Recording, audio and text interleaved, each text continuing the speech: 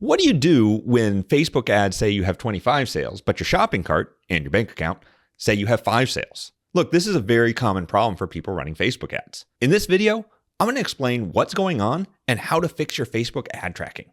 No more tracking sales than ever happened. My name is Keith Perheck. I'm the founder of SegMetrics. We're a marketing analytics company that helps businesses track their prospects and customers from the very first click, which might be a Facebook ad, all the way through their entire lifetime with you. Across devices, across platforms, over months, over years, we track it all. And that's why I know a lot about how bad Facebook ads is at tracking sales, but also how you can find out where your data is getting messed up. Let's dive on in. So the way that Facebook ad tracking works is when you click an ad on Facebook, they know who you are and they know that you clicked an ad. And then all of us have Facebook pixels installed on our sites. And so as we are viewing the site and doing various things, we're sending that data back to Facebook. And then we tell Facebook, hey, I really want someone who purchases this product or joins my list. And then Facebook looks at that action coming from the website as well as the person who clicked and matches the two together. And because of privacy and all that stuff, they have about a 7-day window that they're allowed to track people from that click until that action. And that's how Facebook watches us all while we sleep. So what's wrong with Facebook ad tracking? Well, other than the fact that they're watching us while we sleep, the problem for your business is twofold. One is that they have a set attribution window. Because of privacy stuff and because they're Facebook and they're tracking billions of people, they only track 7 days, or at least that's all the information they give you. So that's a big issue for creators or people who have any sort of long-term nurture sequence that might be longer than 7 days, which is most of us. The second thing, and we're going to get into this more, is that they're not showing you who is clicking on your ads and who is visiting your site. It's all just a number. You're never going to be able to say, oh, this was Sarah, or this was Bob, or this was whoever. You're never going to get to see that data, which is really hard when you're trying to prove that the people who are clicking on the ads are A, real people, and B, are the ones that are joining your list. And it's all this trust that really causes the issue of why are Facebook ads bad? Nope.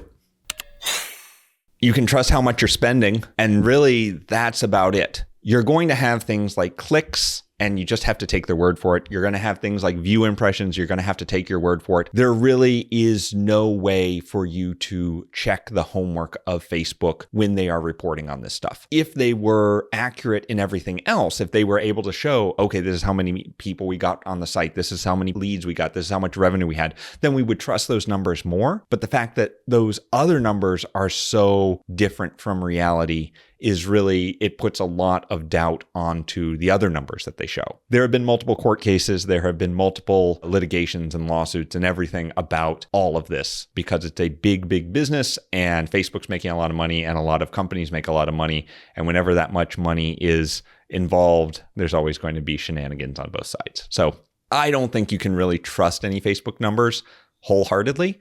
I think that's why you need your own tracking in order to really understand how much Facebook is exaggerating by. And then you can take that difference and apply it to spend and views and stuff to get a better idea what's going on.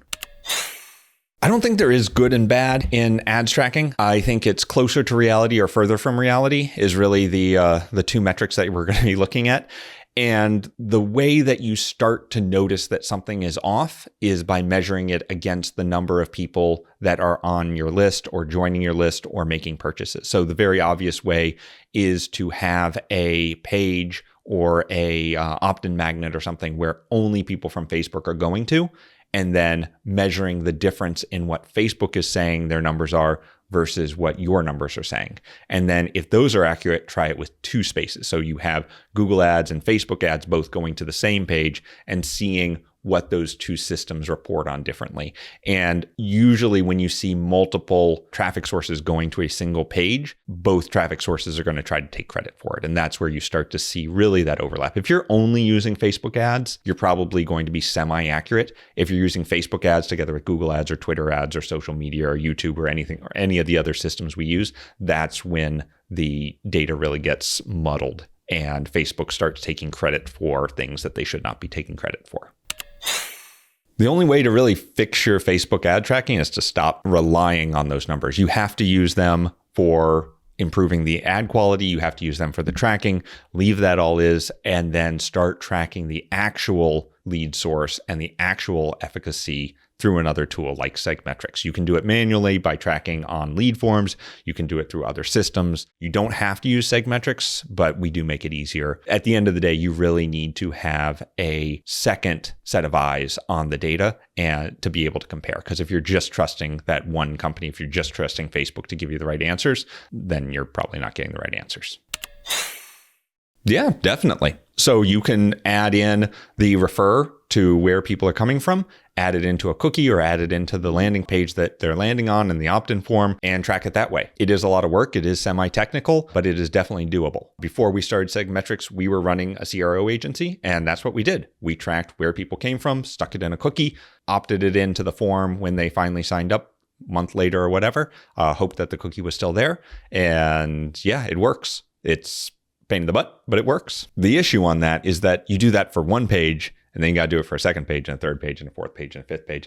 And as marketers, we probably have 100-something landing pages, right? So now we have to do that 100 times, one for each landing page. And it gets cumbersome, right? That's not the business you wanted to get into. So it's better to offload that to another company like SegMetrics or another company that's really good at tracking.